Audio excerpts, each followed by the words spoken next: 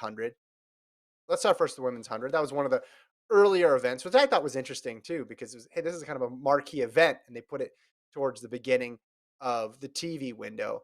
Elaine Thomson-Herah, as expected, gets the victory, does what Elaine Thomson-Herah has done this year, although this was the fastest mark she's put up this year, 10:79.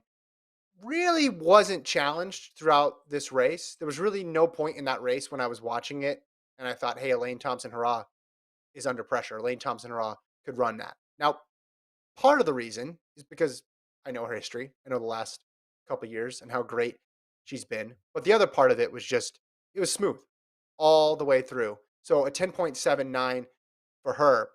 Now, put her 2021 a season aside, which is tough, right? Because that's when she went sub 10.7s and she was hitting the 10.6s and she's hitting the 10.5s even.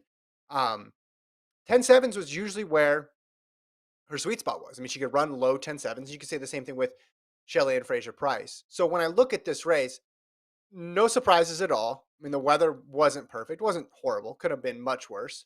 But it was solid. It wasn't like it was in some of these earlier meets this year. Crazy headwinds, torrential downpours. Weather was fine.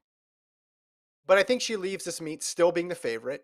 If you're going to compare her to Fraser Price in the 200, Thomson-Herah comes out with a better mark, although Fraser Price looked fine. I mean, that 200 wasn't one of the top races of her career, but she gets a win.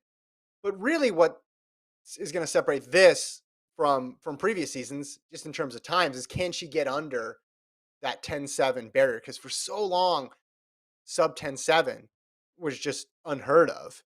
And those two women did it last year, and Fraser Price has done it this year with such regularity that we got kind of used to it, and it didn't start to feel as special as it should have. Now, can Thomson-Herah win gold this year by running 10.75? Can Fraser Price win it by running a 10.72?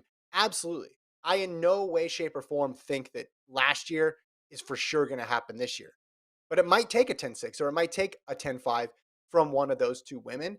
I think Thomson-Herah proved today that she's trending in the right direction. Any injury issues that she may or may not have had, I think are to the wayside. She entered this race as the favorite. She leaves the race as the favorite. You look at the other people in the field, right? In this women's 100, you have Sha'Carri Richardson, you have Shericka Jackson, you have Toulouse, you have, I mean, some of the top women other than, your Dean Asher-Smith, Twanisha Terry, Kambuji, Tiana Daniels, Brandon Williams.